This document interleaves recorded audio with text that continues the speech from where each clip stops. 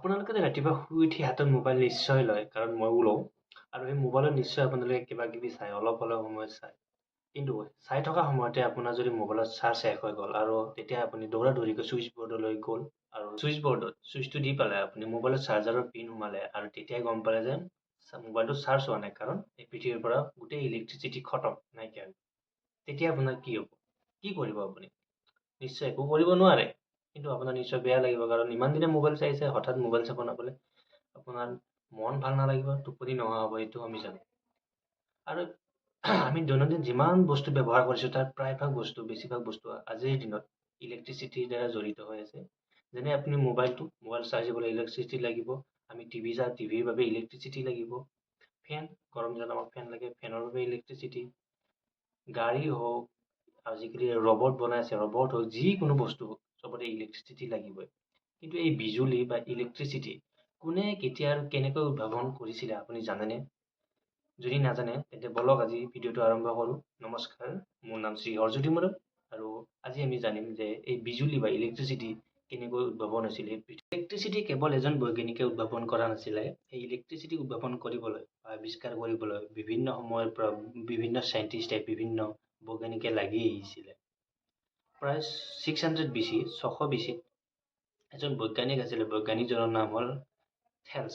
এই থেলছে এটা পদ্ধতি ব্যৱহাৰ কৰিছিল যে আমাৰ মেকুৰীৰ গাত হওক বা আমাৰ নিজৰ চুলিত হওক, এখন কাঁচৰ টুকুৰাৰে চুলি বা মেকুৰীৰ গাত এনেকৈ ঘঁহাই দিয়াৰ পিছত এটা শক্তি উদ্ভাৱন হৈছিলে। এই শক্তিটো কেনেকুৱা ধৰণৰ আছিলে যে সৰু সৰু টুকুৰা যদি আমি কাগজ টুকুৰা ছিঙি পেলাই মাটিত পেলাই দিওঁ আৰু সেই কাঁচৰ টুকুৰাটোৰে যদি আমি গাত, অৰ্থাৎ চুলিত বা মেকুৰীৰ গাত ঘঁহাই দিওঁ, তাৰপিছত সেই কাঁচখনেৰে যদি আমি ছিঙি থোৱা টুকুৰাবিলাকৰ, অৰ্থাৎ কাগজৰ টুকুৰাৰ ওচৰত নিওঁ, সেই কাগজৰ টুকুৰাবিলাক কাঁচখনত লাগি ধৰে।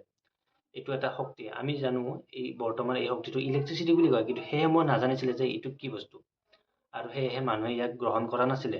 আৰু বহুত মানুহে ইয়াক কৈছিলে যে এইটো এটা কলা যাদু। কিন্তু বৈজ্ঞানিক থেলছে তথাপিতো হাৰ মনা নাছিলে আৰু তেখেতে চেষ্টা কৰি গৈ আছিলে। আৰু এই শক্তিটোক, যিটো শক্তি নেকি কাগজৰ টুকুৰা আহি পেলাই কাঁচৰ টুকুৰাটোত লাগিলে, এই শক্তিটোক কি নাম দিব? তেখেতে ভাবি ভাবি এটা নাম দিছিলে আৰু সেই নামটো আছিলে ইলেক্ট্ৰিচিটি। 1952 চনত বেঞ্জামিন ফ্ৰেংকলিন নামৰ এজন চাইণ্টিষ্টে প্ৰমাণ কৰিছিল যে বৈজ্ঞানিক থেলছে যে আৱিষ্কাৰ কৰিছিল যে সেই ইলেক্ট্ৰিচিটি, আৰু আমি যে আকাশত যে বিজুলী ঢেৰেকনিৰ সময়ত দেখা পাওঁ, সেই ইলেক্ট্ৰিচিটি দুটা একেই বস্তু, এটাই হ'ল ইলেক্ট্ৰিচিটি।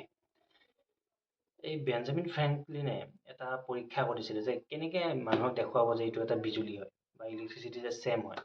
তেখেতে বৰষুণৰ সময়ত এখন চিলা বনাইছিলে, কাইট। আৰু চিলাখনত এডাল পানীত ভিজাই থোৱা এডাল ৰছীৰে চিলাখন বনাইছিলে আৰু সেই ৰছীডালৰ মাজত এপাত চাবি দিছিলে। যেতিয়া চিলাখন উৰাইছিলে তেতিয়া বিজুলী ঢেৰেকনি মাৰিলে আৰু সেই বিজুলী ঢেৰেকনি ডাইৰেক্ট আহি চাবি পাতত পৰিলে, কাৰণ আমি জানো যে লোহাত বিজুলী আৰ পাৰ হৈ যাব পাৰে, সুপৰিবাহক।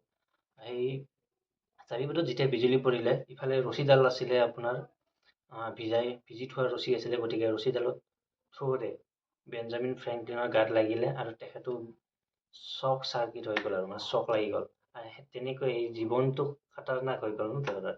আৰু তেখেতে তেনেকৈ গম পালে যে সেই আকাশত দেখা বিজুলী আৰু আমি যে থেলছে প্ৰমাণ কৰিছিল সেই বিজুলী ছেম। 1800 চনত আলাচেণ্ডো ভল্টা নামৰ এজন বৈজ্ঞানিকে আকৌ এটা নতুন আৱিষ্কাৰ কৰিছিল। সেই আৱিষ্কাৰটো আছিল যে আমি কেমিকেল ৰিয়েকশ্যনৰ দ্বাৰাও ইলেক্ট্ৰিচিটি প্ৰডিউচ কৰিব পাৰোঁ, ইলেক্ট্ৰিচিটি বনাব পাৰোঁ। কেমিকেল ৰিয়েকশ্যনৰ দ্বাৰা কেনেকুৱা ধৰণৰ ইলেক্ট্ৰিচিটি বনাব পাৰোঁ আপোনালোকে জানেনে?